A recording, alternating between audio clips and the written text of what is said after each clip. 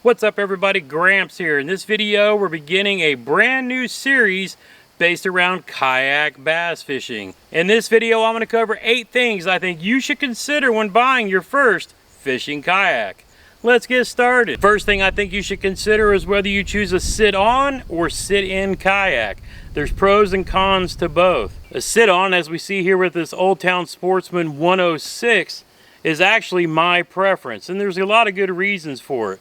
Now don't get me wrong, a lot of us start with the sit-in because that's really what you can find the cheapest at your local box store. My sons spent their first several years in sit-in kayaks because hey, that's what we had at the time. Easy for me to load in the back of a pickup truck and move around. I needed something a little beefier, so I started with the Pro Angler 144. Now again, we're talking 10 years ago, and fishing kayaks have come a long way since then. Now I recommend you save a little bit and start with a sit-on kayak like this one. Some of the reasons why: they're easier to get in and out of. So if you need to beach and take a potty break or stretch your legs after fishing for a while, it's just a whole lot better experience. Sit-ons are also equipped with scupper holes, which are great for when you're encountering rain or waves. They're all self-draining and it makes it nice and easy. Sure, you can get your feet a little wet. You don't want to wear socks in a kayak, but we'll cover what we wear in a kayak in a later video. Sit-ons also allow you to sit up higher instead of down on the bottom of the kayak. You sit on so you have a better field of view for fishing, for casting, for looking around and enjoying the great outdoors. So now that I've shared basically my opinion between sit-on and sit-in, let me share with you the next 7 factors I truly want you to consider when buying your first fishing kayak. The next one, yes, thank you Mr. Seat for making and drawing attention to yourself. The seat to me is one of the most important factors. If you're going to spend any amount of time on the water, you want to be comfortable when you're doing it. Most of the quality sit-on kayaks these days have a nice lawn chair seat like this one. You see it folds up and down, it adjusts both ways, lots of cushion, great option. There's nothing worse than being on the water for an hour or two and your butt cheeks are tired and falling asleep and you want to do anything but be in that kayak. You want to have a kayak with a good quality seat so you can stay out on the water and enjoy the adventure just that much more. Most kayaks like these have a couple of different options, a low seat and a high seat. I always love leaving mine in a higher position just so I can see more. Next up, the actual weight of the kayak. Something that you want to consider based on whether you have a pickup truck, a car that you might be car topping it on, or even a kayak trailer like this. Most people when they first start out, they might have a small pickup truck, they'll throw it in the bed, or they'll throw it on the roof of whatever car they have. Most paddle kayaks like these are still somewhat fairly light, even though they're built like tanks to really endure whatever you may throw at them. So again, choose one that you can move around and be comfortable with. Most quality kayaks like this have solid built-in handles, front and sides and in the back.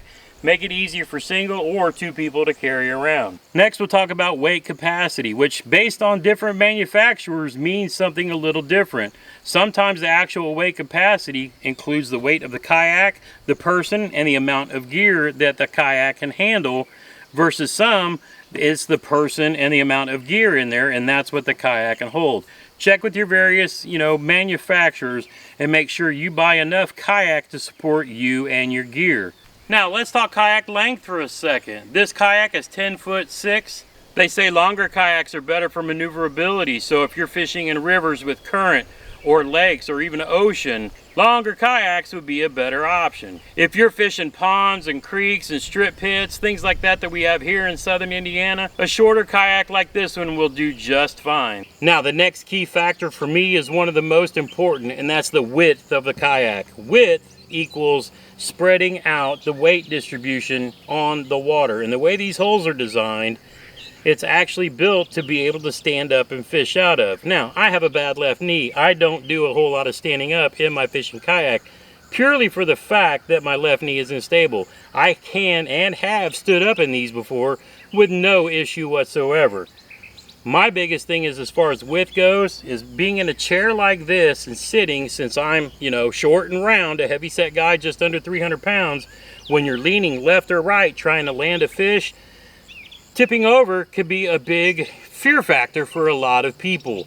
But fishing kayaks like this one are built, since they're built to hold, people standing in them, When you're sitting in the chair like this, you have a long way you can reach over to pull fish out of the water before you would even think about rolling over. You would literally be falling out of the kayak before this thing would tip. That's how stable these fishing kayaks are. But for me, that's why I love a nice wide kayak. Gives me lots of room, but lots of stability on the water. Now, while I'm here, let's talk about my next key factor, rigability. These fishing kayaks, the modern fishing kayaks these days, come with a lot of great built-in fishing accessories. You see on this one, you got accessory rails on either side, great for putting extra rod holders or fish finders, things like that. You've got a nice storage option right here where you can actually store a dry bag, batteries, and other things like that down in the kayak. Makes it really nice. You've got foot pedals here, and that lets you push your feet against it so you can push your butt back against the seat while you're paddling. Makes life a whole lot easier. You've got room for storage underneath. You can actually lay the butts of your rods in these two little built-in integrated rod holders here, and the tips come out right here on the front. So you can have a couple laying down. You can lay your rods down in front of you while you're paddling to your next spot. And over on this side, you actually have a little tackle storage tray to keep some, terminal tackle right here next to you. And you've got 3 integrated rod holders, 1 facing forward, 2 facing back, what makes it really nice and easy to access. You've got a little cutout here in case you want to drop in a milk crate and strap it down, keep some tackle boxes in. You can also put in a Black Pack Pro in this spot. And then you got plenty of room back here if you want to even put in a small cooler. And number 8, the last thing to consider when deciding on buying a fishing kayak is find something that fits into your budget. Everybody's budget is different. When I first started out, I didn't want to just go buy the top of the line kayak because then I didn't have any budget left for the boys to come fishing with. I ended up having to buy 3 sit-in kayaks and 1 sit-on. But over the years, as they've grown up and moved on, I've actually upgraded my kayaks. We keep this one here for whenever one of the boys or a fellow veteran is here visiting and wants to go out fishing, and then I have my Kayak in the background. But we'll get into that later. But affordability, buy what you can buy within your budget. I always tell somebody for their first actual fishing kayak, go buy something used. Save yourself that money. It's just like buying a new car. You can get it a little cheaper. You can save a little bit of money. You can always sell it later once you decide what you like. Now, if you do want to buy new, I highly recommend seeking out a kayak paddle shop somewhere in your area. All of those shops have what we like to call demo days, where they put all of the kayaks in the pond or in a pool and let you take them out, and you put your butt in the seat and find one that really works well for you. You'll eventually find the brand that suits and fits you the best, and you may jump around quite a bit because a lot of people really do. There's always something new coming out. The innovation in fishing kayaks just over the last 10 years alone, it's just astronomical how much they've changed. It's really, really awesome. And being that kayak fishing is one of the fastest growing sports in the country, you can expect these companies are still going to be building brand new boats every year, coming out with even more and better technology as fast as we can spend our money on them. Stay tuned for the next video where I'm going to cover the first accessories that I think you should buy for your fishing kayak. And we're going to expand on the series from there.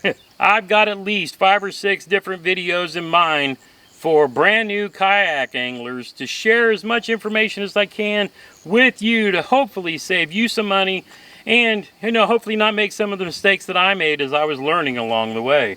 If you have any questions or comments, drop them down below. Until next time, get outside when you can and make some memories, one cast at a time.